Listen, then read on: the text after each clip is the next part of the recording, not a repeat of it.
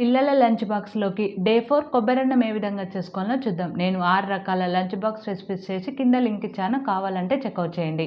దీనికోసం ఒక cup basmati rice వేసుకొని శుభ్రంగా క్లీన్ చేసుకొని మరికొద్దిగా వాటర్ పోసుకొని అరగంట సేపు నాననివ్వండి.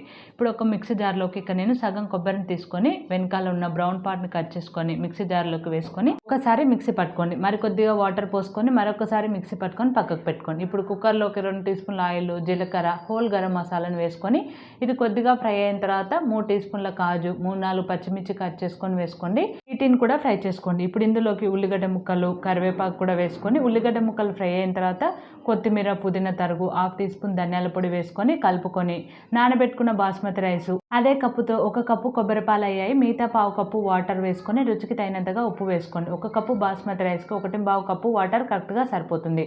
ఇప్పుడు కుక్కర్ మూత పెట్టుకొని హై ఫ్లేమ్లో 2 విజిల్స్ వచ్చిన తర్వాత స్టవ్ ఆఫ్ చేసుకుంటే కొబ్బరి అన్నం రెడీ అయిపోయింది.